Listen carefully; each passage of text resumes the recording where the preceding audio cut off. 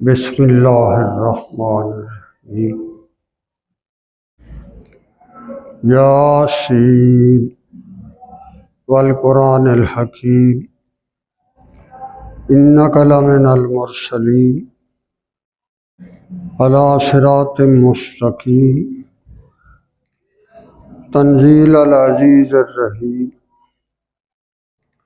لتنذر قوما ما انذر آباؤهم فهم غافلون لقد حق القول على أكثرهم فهم لا يؤمنون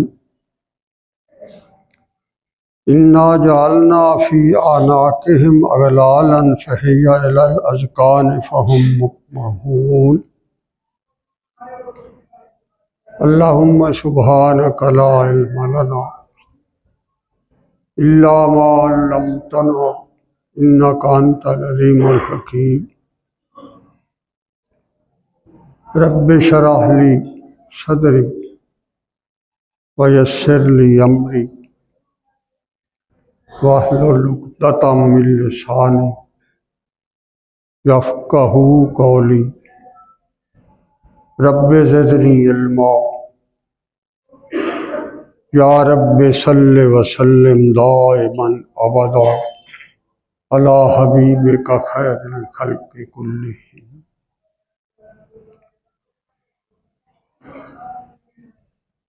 واجب صد احترام معزز حاضرین و ناظرین کرام، اللہ تبارک و تعالیٰ کی طرف سے نازل کردہ یہ قرآن اللہ پاک کا ذاتی کلام ہے۔ اس کے اندر انسان کے لیے بہت بڑا پیغام ہے۔ اس میں اللہ تبارک و تعالیٰ کی مرضیات کا دوام ہے۔ اس میں محمد الرسول اللہ صلی اللہ تعالیٰ علیہ وآلہ وسلم کی نبوت کا فیضان ہے۔ اس میں سدرۃ المنتہی سے لے کر قلب اطہر محمد الرسول اللہ تک جبرائیل امین کی مقدس اڑان ہے، اور اللہ تبارک و تعالیٰ کی طرف سے یہ ہمارے لیے نجات کا خوبصورت اور بہترین ایک گلدستہ اور پیغام ہے۔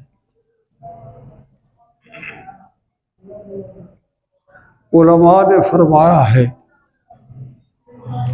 کہ جب ابھی کائنات کی تخلیق بھی نہیں ہوئی تھی، صرف اللہ کی ذات موجود تھی، باقی کچھ بھی نہیں تھا۔ وہ اس کی ذات اول اور آخر اور ظاہر اور باطن اور قدیم۔ جب اس نے اپنی اس کائنات کو بسانے کا ارادہ فرمایا تو اس ارادے سے بھی 2000 سال پہلے اس نے محمد رسول اللہ کی نبوت کا ڈنکا بجایا۔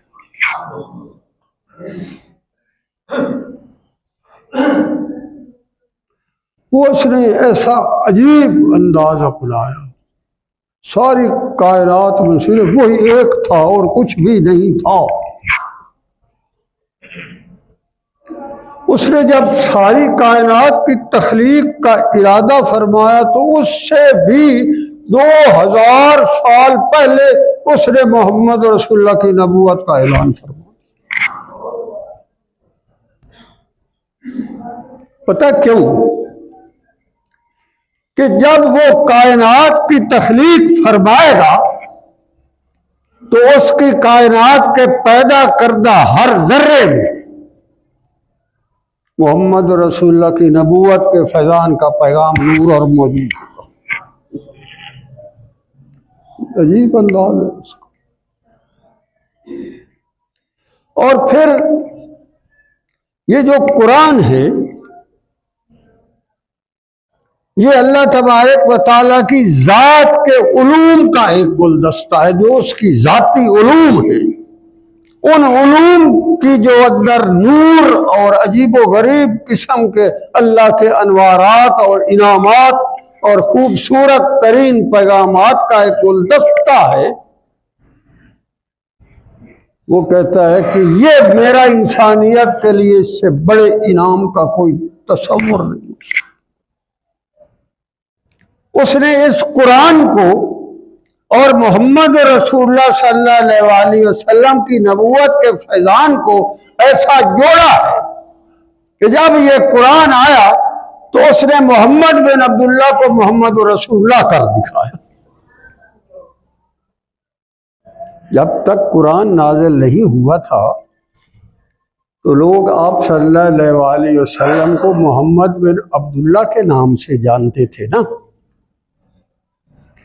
اور جس دن اللہ کی طرف سے یہ پاک اور مقدس کلام کلام اطہار محمد رسول اللہ تک آیا، اسی رات کو ہی اس قلب سے مس کیا اللہ کے رسول صلی اللہ علیہ وسلم کے اس پاک اور کلام نے، تو اس نے اسی وقت محمد بن عبداللہ سے محمد رسول اللہ کر دیا۔ کوئی عجیب معاملہ ہے۔ مکہ کی وادی تھی،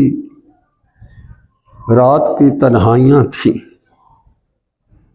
سحری کا وقت ابھی ہونے چلا تھا۔ ایک پہاڑ کی چوٹی پر ایک غار میں محمد رسول اللہ صلی اللہ علیہ وسلم جلوہ افروز ہے، اور وہ فرماتے ہیں کہ میں نے دیکھا رات کی تنہائی میں تقریباً 2-2:30 بجے کا وقت آپ کہہ سکتے ہیں، باہر مجھے ایک سایہ سا نظر آیا۔ فرماتے ہیں میں دل میں عجیب وہم اٹھا کہ یہ جگہ ایسی ہے، اتنی چوٹی پر ہے، کوئی ارد گرد آبادی نہیں ہے، صرف میں یہاں ہوتا ہوں، اور اب رات کی دھم گئی ہے اور باہر کوئی سایہ نظر آ رہا ہے، کیا وہ سایہ کیا تھا؟ وہ محمد بن عبداللہ کو محمد رسول اللہ کرنے کے لیے آسمانوں سے آیا، وہ سایہ تو اس کا تھا۔ جب وہ آیا اور آپ صلی اللہ علیہ وسلم کے سامنے آمنا ہوا تو اس اجنبی جو مخلوق تھی اس نے آپ صلی اللہ علیہ وسلم کو فرمایا اقرأ، پڑھی۔ آپ صلی اللہ علیہ وسلم تو امی تھے، آپ نے تو نہیں پڑھا ہوا تھا، پہلے کوئی سکول نہیں گئے، کسی مدرسے میں نہیں گئے، کسی عالم کے پاس نہیں گئے، کبھی قلم اپنے دست مبارک میں نہیں لیا، کبھی کسی کاغذ پر کچھ نہیں لکھا، وہ آ کر کہہ رہا ہے اقرأ، پڑھیے۔ تو آپ صلی اللہ علیہ وسلم نے ارشاد فرمایا ما انا بیکار، میں تو نہیں پڑھ سکتا، میں تو پڑھا ہوا نہیں ہوں، لکھا ہوا۔ جب ایک دفعہ کیا اور آپ صلی اللہ علیہ وسلم نے فرمایا میں نہیں پڑھ سکتا، دوسری دفعہ اس نے پھر بھیجا آپ کو گلکڑی پا کر، فرمایا میں نہیں پڑھ سکتا، تو تیسری دفعہ جب اس نے بھیجا تو اس نے کہا اقرأ باسم ربک الذی خلق، محمد رسول اللہ بولتے چلے گئے، محمد بن عبداللہ سے محمد رسول اللہ بنتے چلے گئے۔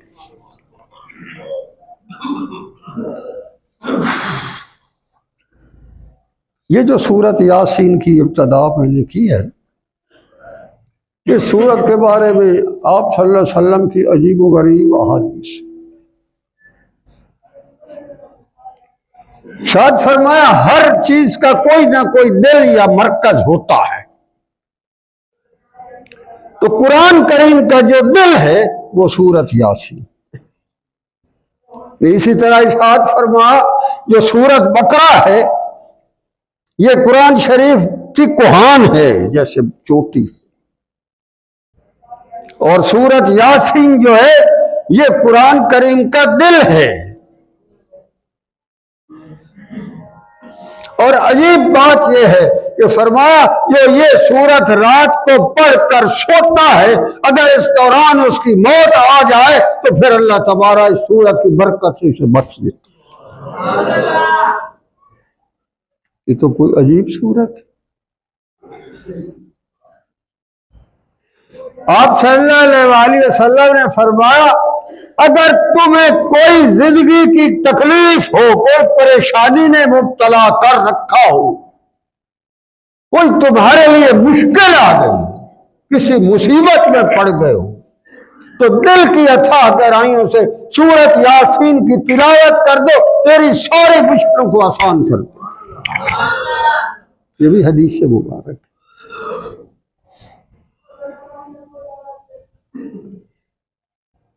حضرت ابن عباس رضی اللہ عنہ فرماتے ہیں یہ ایسی عجیب صورت ہے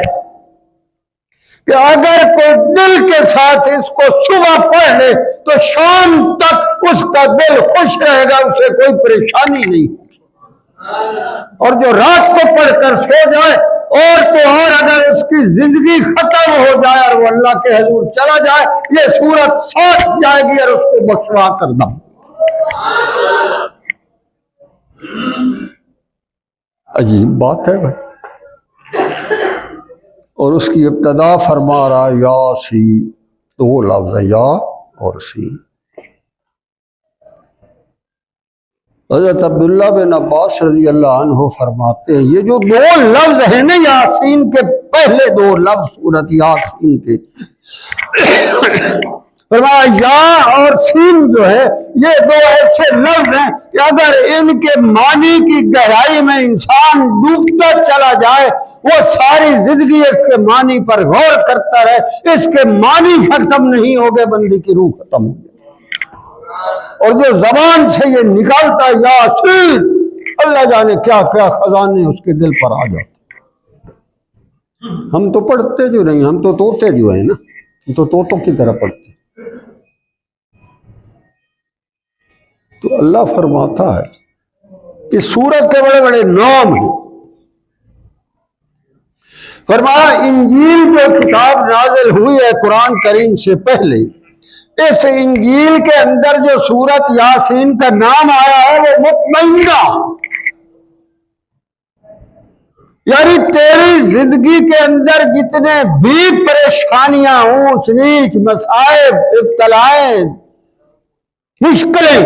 وہ ساری کی ساری کا جواب سورت یاسین میں ہے۔ تو پڑھتا چلا جا، اس کی برکت سے اللہ تبارک و تعالیٰ تیرے دکھ دور کرتا چلا جائے۔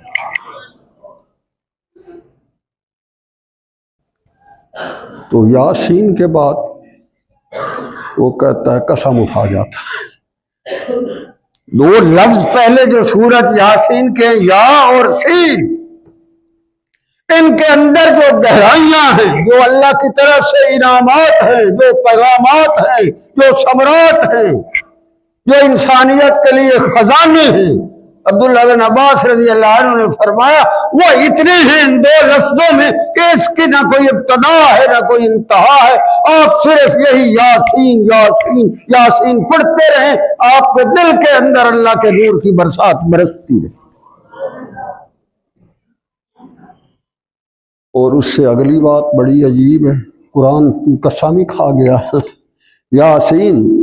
والقرآن الحکیم، مجھے تو قسم ہے اس پاک کلام کی، نازل بھی اسی نے کیا، ہے بھی اسی کا، آیا بھی اسی کی طرف سے، اور پھر اس سورت کی اور اس قرآن کی قسم بھی خود کھا گیا۔ والقرآن پہلے آئے نا، ہمیں قسمیاں معنی میں ہوتا، قسمیں تو کھائی ہیں اللہ نے قرآن میں۔ میں نے عرض کیا یہ قرآن اور محمد رسول اللہ صلی اللہ علیہ وسلم کی نبوت کا فیضان لازم اور ملزوم ہے۔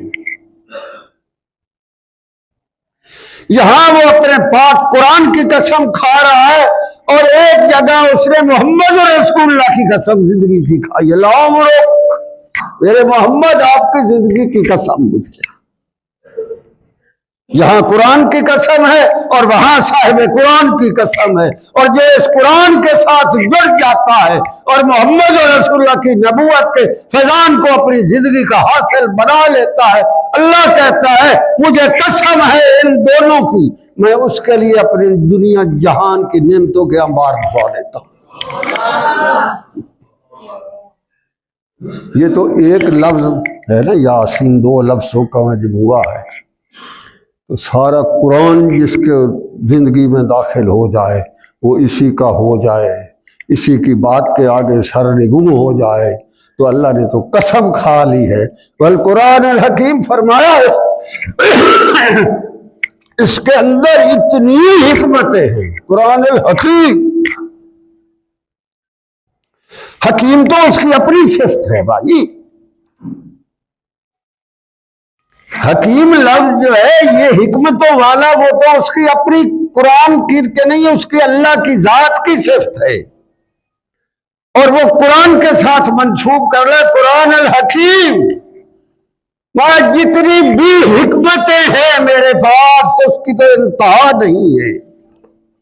اس کی صفات کی انتہا نہیں ہے، اس کے انعامات کی انتہا نہیں ہے۔ اس نے کہا کہ میرے قرآن کے ساتھ وفا کرے گا، اس کے اندر اتنی حکمتیں میرے بھری ہیں کہ یہ حکمتیں اس کو میرے حضور لا کر مقرب بنا دیں گی، اور یہ قرآن اس کا گواہ بن جائے گا۔ اس میں بڑی حکمتیں ہیں، مجھے قسم ہے اپنے اس نازل کردہ قرآن کی، قرآن الحکیم، یہ حکمتوں سے بھرپور خزانہ۔ ہم نے اس سے کیا لیا؟ ہمارا دکھڑا پتہ ہے کیا ہے؟ ہم نے اس کی حکمتوں سے کیا پایا؟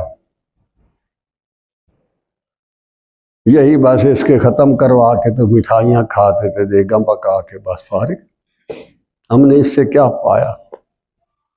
وہ تو قسم کھا کر کہتا ہے واللہ، یعنی مجھے قسم ہے قرآن الحکیم، اس کے قرآن کے اندر جو میں نے حکمتوں کے خزانے بھرے ہیں اپنی قدرت کاملہ سے، مجھے قسم ہے اس کی، اگر کوئی اس کے ساتھ وفا کرنا شروع کر دے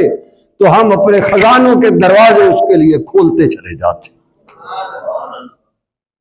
اور مجھے قسم ہے اس بات کی۔ والقرآن الحکیم، قرآن کی قسم کھا کر آگے پتہ کیا کہتا ہے؟ اب یہ اللہ کی ذات قسم کھا رہا ہے اپنے پاک کلام کی۔ انک لمن المرسلین، میرے محمد صلی اللہ علیہ وسلم، یہ جتنی میری حکمتیں اور خزانے ہیں، جتنی یہ قرآن کے اندر میں نے عجیب و غریب انعامات کے وعدے کیے ہیں، جو میں نے اسے عظمتیں بخشی ہیں، انک لمن المرسلین، میرے محمد وہ میں نے ساری کی ساری آپ کے سینے میں بھر دی۔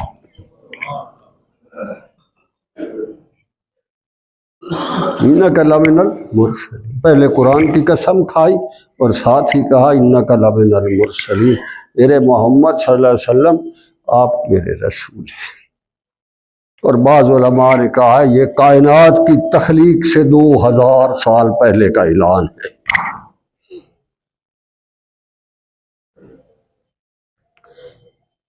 کبھی کبھی میں یہی سوچتا ہوں کہ ہم مسلمان بھی ہوئے، آپ صلی اللہ علیہ وسلم کی نبوت کے پر ایمان بھی لائے، قرآن کریم کے اوپر بھی ہم نے ایمان ہے، تو ہمارے ساتھ ہو کیا رہا؟ ہمارے ساتھ بیت کیا رہا؟ وہ کہتا ہے مجھے قسم ہے اس قرآن کی، اس کے اندر بڑی حکمتیں ہیں، بڑے خزانے ہیں، اس کے اندر بڑے انعامات ہیں، اور یہ جو قرآن ہے اس کے میں نے جتنے خزانے ہیں وہ میں نے محمد رسول اللہ کے سینے میں بھر دیے، تو پھر ہم محروم کیوں پھر رہے ہیں؟ اس کا مطلب ہے ہم نے قرآن سے اور محمد رسول اللہ کے دین اور اسلام سے وفا نہیں کی۔ ہمارا المیہ یہ ہے، ہمارا دکھڑا یہ ہے، ہم پٹھی راستوں پر چل پڑے، حالانکہ وہ کہہ رہا ہے انک لمن المرسلین علی صراط مستقیم، میرا محمد صلی اللہ علیہ وسلم جو ہے وہ سب سے زیادہ جو سیدھا ترین راستہ ہے اس پر ہے، اور جو آپ صلی اللہ علیہ وسلم کی سنت خیر الانام کو چھوڑ کر اس راستے پر بھی جا رہا ہے وہ تباہ اور گمراہ ہوتا جا رہا ہے، بھٹکتا پھر رہا ہے، اللہ کی ناراضگی بھول لے رہا ہے، قرآن کی عظمت اور تقدس سے انکار کر رہا ہے، اس کے انعامات کی بے قدری کر کے زندگی گزارو۔ سیدھا راستہ تو وہ ہے۔ اتنی بڑی بات کہہ کر کے پھر اپنے قرآن کی قسم کھا کر کے محمد رسول اللہ صلی اللہ علیہ وسلم کی نبوت کا ڈنکا بجا کر کے اور پھر اس کو صراط مستقیم فرما کر بھی اگر ہمارے ساتھ یہ بیت رہا ہے تو یہ سوچنے کی بات ہے، غور کرنے کی بات ہے، گریبان میں جھانکنے کی بات ہے کہ ہم کیا کس مصیبت میں پڑے ہوئے ہیں اور اللہ ہمارے ساتھ ہی اس قرآن کے حوالے سے کیا کہہ رہا ہے، ہم کیا کرتے پھر رہے ہیں۔ وہ کہتا ہے الا صراط مستقیم، اور پھر کہتا ہے تنزیل العزیز الرحیم۔ لوگوں یہ صرف عربی کے الفاظ نہ سمجھو، اس کو صرف غلافوں میں لپیٹ کر الماریوں میں نہ رکھو، اس پر پیسے مت بٹیرو، میری آیتوں کو ٹکوں پر مت بیچو۔ تنزیل العزیز الرحیم، ارے اس کے اندر جو میں نے تمہارے لیے رحمتوں کے خزانے رکھے ہیں، ان رحمتوں کے خزانوں تک جاؤ، محمد رسول اللہ کے دبان رحمت کو تھام لو، اس قرآن کے ہو جاؤ، تمہارے سارے انعامات میری طرف سے عطا ہو جائیں۔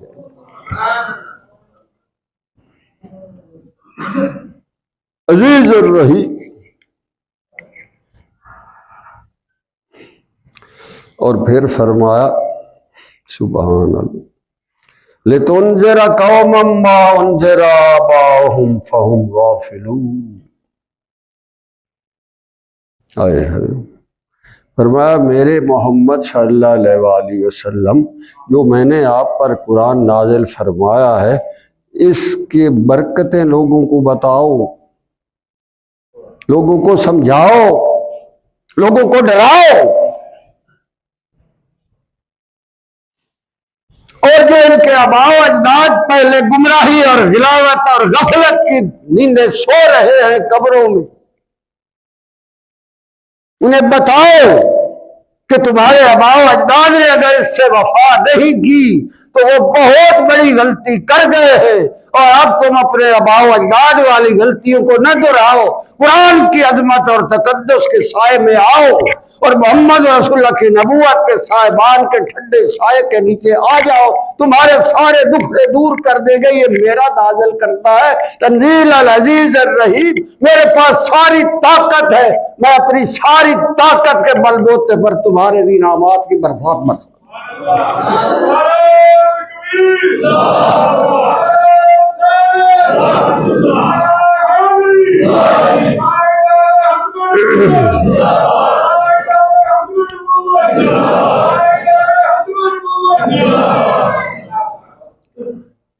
بڑی بڑی عجیب عجیب باتیں ہر فکرے میں آ رہی۔ شروع تو اس نے کیا تھا یاسین سے، 2 لفظوں سے، اور یہ جو 2 لفظ ہیں حضرت عبداللہ بن عباس رضی اللہ عنہ نے فرمایا کہ یہ 2 لفظوں کے اندر اس قدر کوئی گہرائیاں ہیں، اتنا اس کے اندر اللہ کی طرف سے انعامات کی کوئی عجیب خزانے پوشیدہ۔ ان 2 الفاظ کو کوئی اپنا کر اس کے اندر اگر جھانکنا شروع کر دے تو ان 2 الفاظ میں اتنے انعامات پوشیدہ ہے کہ وہ سارے کے سارے انعامات ساری زندگی کے لیے اسے کافی۔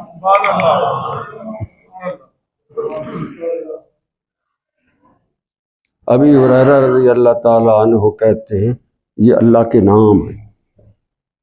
بعض مفسرین کہتے ہیں یہ محمد رسول اللہ کا نام، اتنا عظیم۔ اس لیے علماء کہتے ہیں کہ صرف یاسین نام نہ رکھو، یہ جو ہم کہتے ہیں صرف یاسین، غلام یاسین رکھو نام، کہ میں اس ہستی کا غلام ہوں جس نے یہ صورت عجیب و غریب انداز میں نازل کر کے ہمارے لیے انعامات کی برسات کے خزانے موجود رکھے۔ کہتے صرف یاسین نہ رکھو، یہ ممکن ہے اللہ کا نام، اس میں محمد رسول اللہ کی نبوت کا فیضان، یہ دو لفظ نہ سمجھو، یہ دو لفظ بول کر پھر آگے قسم کھا گیا، والقرآن مجھے قسم ہے سارے قرآن کی، اس میں بڑی حکمت ہے، بڑے خزانے ہیں، بڑے پیغام ہیں، بڑے انعامات ہیں، بڑے ثمرات ہیں، مجھے قسم ہے اس بات کی۔ پھر آگے کہتا ہے لقد حق القول، قرآن کہہ رہا ہے اور قرآن نازل کرنے والی ذات کہہ رہی ہے، اس کے اندر جو باتیں ہیں نا، قول، جو باتیں ہیں، جو آیاتیں ہیں، حق القول، اس ساری روئے زمین کا کوئی اگر سارا حق ہے، سچائی ہے، صداقت ہے، انعامات ہے، تو وہ سارے کے سارے میں نے قرآن کی آیتوں میں تمہارے لیے بھر دی۔ حق القول، جو بھی اس کا قول ہے وہ سارے کا سارا حق۔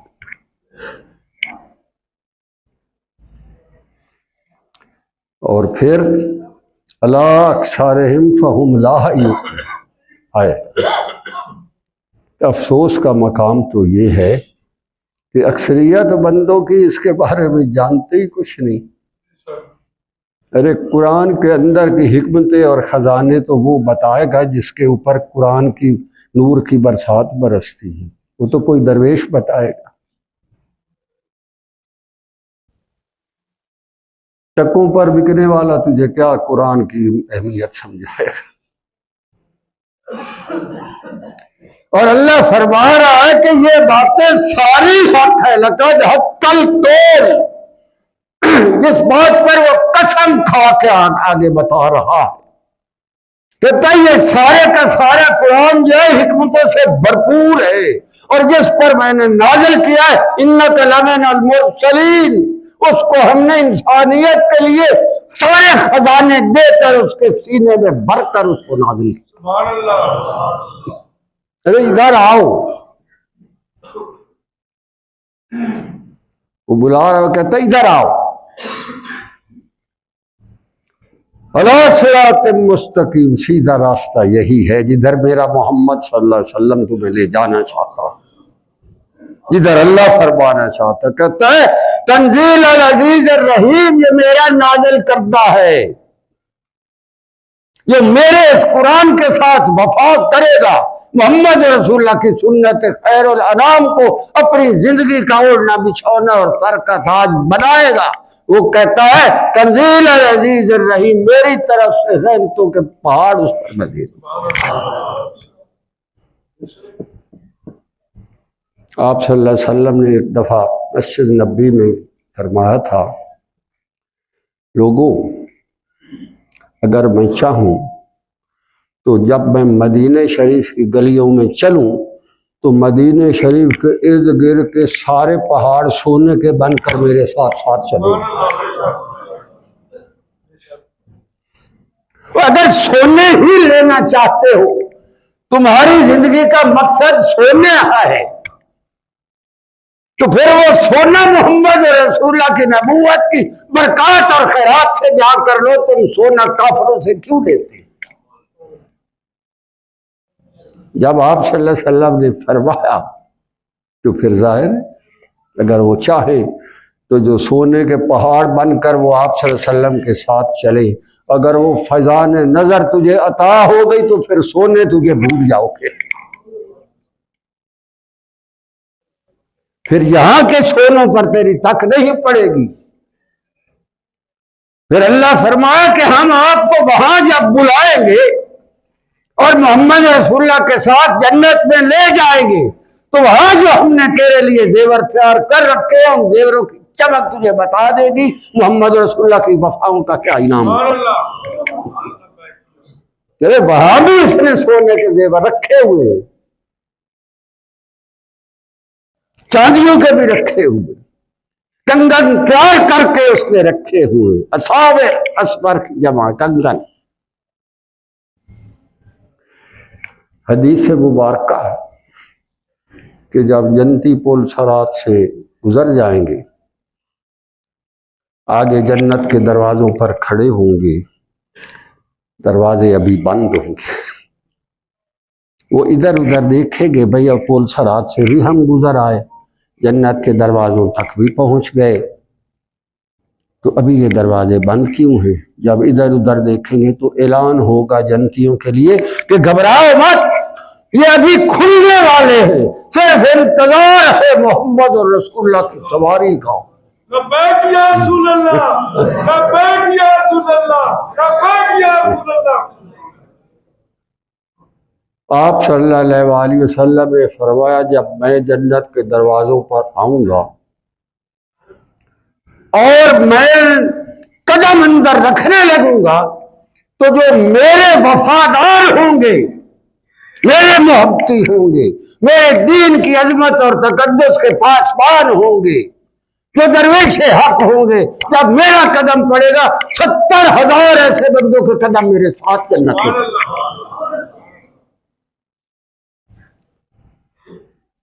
پھر وہاں جو ہی جنت میں داخل ہو جائیں گے، وہاں پھر سواری رک جائے گی۔ جب اندر داخل ہوں گے، بندہ ایک دفعہ جب بہت بڑی کوئی بلڈنگ ہو، کوئی پارک ہو، جب آپ اندر داخل ہوتے ہیں تو پھر آپ حیرانی کے عالم میں رک جاتے ہیں، پہلے دیکھو یہ کیا ہے۔ وہاں جب ان کی جنت والوں کی سواری رکے گی تو جو اللہ نے ان کے خادم اور خادمائیں اور ان کے نوکر اور ان کی نکرانیاں اور ان کے سارے وہ لا کر وہاں کھڑے ہوں گے، وہ اپنے اپنے جنتی کا بازو پکڑ لیں گے۔ یہ حدیث مبارکہ کی شرح میں بتا رہا ہوں۔ جب وہ پکڑ لیں گے تو پھر انہیں 7 سجے سجائے کمرے ہیں بڑے عجیب و غریب، ان میں لے جائیں گے، پھر ان کے لباس پہنائے جائیں گے، زیور پہنائے جائیں گے، تاج پہنائے جائیں گے، ان کو جو ہے وہاں مشروب پلائے جائیں گے، ان کو مسریوں پر بٹھایا جائے گا، اور جب وہ کنگن پہن رہے ہوں گے تو اللہ تبارک و تعالیٰ کی بھی تو اوپر نظر ہوگی کہ میرے محمد کے درویشوں کے ساتھ جنت میں کتنا اچھا سلوک ہو رہا ہے۔ تو جب وہ ان کے خادم ان کو یہ کنگن پہنا رہے ہوں گے، حدیث مبارکہ ہے اللہ کی طرف سے آواز آئے گی اس درویش کے کنگن ایسے پہنائے جائے جس کی لڑیاں جو ہے وہ نیچے تک جائے، جہاں تک اس کی باہوں پر ٹھنڈے پانی سے وضو کرتا تھا، جہاں تک وہ پانی جاتا تھا وہاں تک آج سونے کے کنگنوں کی جالیں جائے۔ وہ کہتا ہے لوگوں مان جاؤ اس حقیقت، چھوڑ دیا طاغوت کے دروازے، لعنت بھیجو، محمد رسول اللہ کی غلامی اس کو اپنی زندگی کا اوڑھنا بچھونا بناؤ، قرآن کی عظمت اور تقدس کے لیے میدان میں کھڑے ہو جائے۔ زندگی کا کوئی پتہ نہیں ہے کس حال میں آ جائے، اللہ کی طرف سے کب ہمارے لیے حکم آ جائے۔ تو اللہ کہتا ہے جس نے قرآن کے ساتھ اور محمد رسول اللہ کی نبوت کے فیضان کے ساتھ وفا کی ہوگی وہی سیدھے راستے پر ہے، باقی نہیں ہے۔ اللہ کہتا ہے لقد حق القول، گلاں کھری یعنی اللہ کی بات ہے، کہتا ہے یہ حق ہے جو میری طرف سے آیا ہے، الیاذ باللہ یہ افسانہ نہیں ہے، یہ امپریکٹیکیبل پیغام نہیں ہے، یہ زندگی میں اپنانے کے لیے ہے، یہ صرف لڈو کھانے کے لیے نہیں ہے، اس کے ساتھ وفا کرو گے تو وہاں مول پڑے گا تیری وفا۔ وہ کہتا ہے الا اکثرہم فہم لا یؤمنون، اکثریت کو یہ بات سمجھ نہیں آتی، وہ دنیا پر لٹو ہوتے ہیں میرے اس خزانے کو اور اس قرآن کی عظمتوں اور تقدس کے اوپر چاند ٹکوں پر بیٹھ جاتے ہیں۔ بڑے افسوس کی بات تو یہی ہے۔ پتہ ہے اس کا انجام کیا ہوگا؟ انجام بھی سن، انا جعلنا فی اعناقہم اغلال، ہائے ہائے، آناق عنق کی جمع گردن، عربی میں گردن کو عنق کہتے ہیں اور عنق کی جمع ہے آناق، ہے۔ وہ فرماتا ہے یہ اتنے بڑے مجرم ہیں، میں نے انہیں قرآن دیا، قرآن کی قسمیں کھائیں، محمد رسول اللہ کی نبوت کا فیضان دیا، جبرائیل امین کی اڑانوں کا تقدس ان کو دیا، اور قسمیں کھا کر انہیں بتایا کہ صراط مستقیم یہی ہے، یہ اس طرف نہیں ہے، انا جعلنا فی اعناقہم اغلال، پھر یہ اتنے بڑے مجرم ہیں، ان کی گردنوں میں میں توق ڈال دیا۔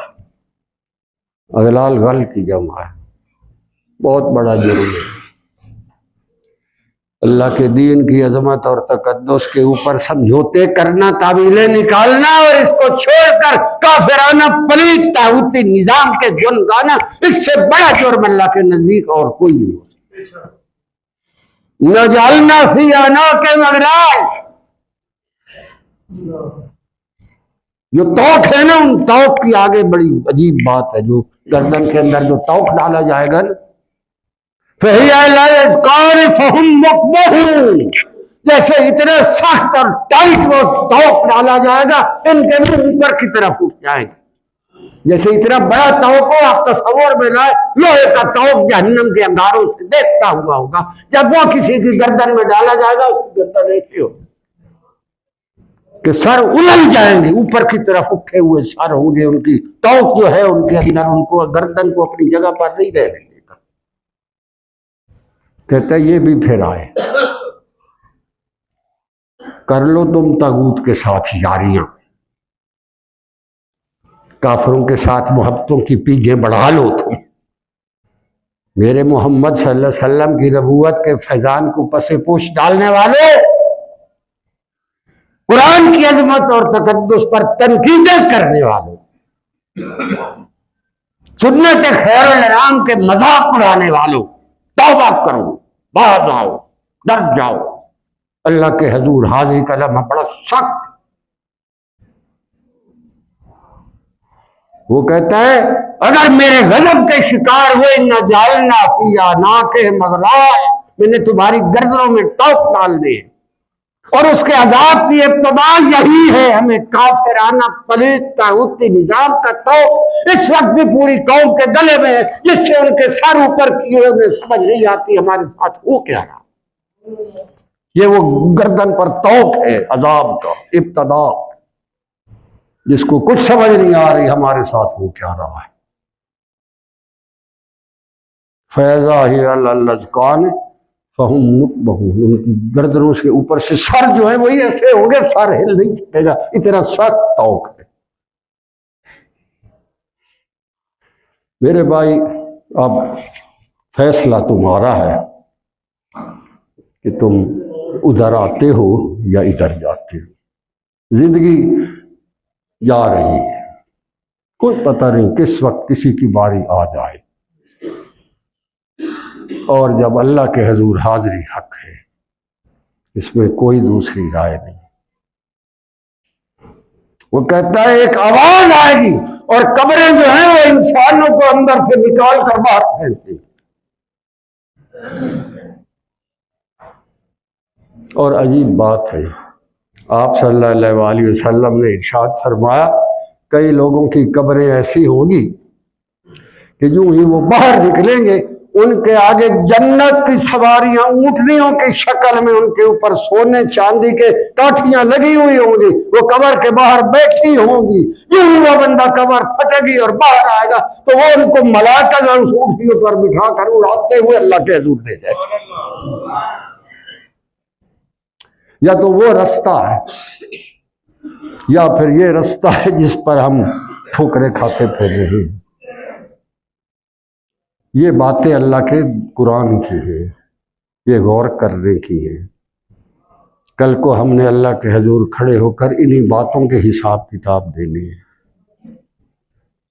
اور اللہ نے یہ قسمیں کھائی ہیں جب وہ بات کوئی کہتا ہے اس کی بات کو قسم نہ کھائے تو اللہ کی بات سے علاوہ اور کوئی حق ہو سکتا ہے؟ ومن اصدق من اللہ قیلا، وہ کہتا ہے میرے سے زیادہ سچا کون ہوگا؟ وہ جب کسی بات پر قسم کھا جائے تو پھر نہ ماننا تو ظاہر ہے پھر گردن میں توقی آئے گا۔ اللہ تبارک و تعالی ہمیں توفیق عطا فرمائے اور اسلام کے ساتھ وفا کرنے کا جذبہ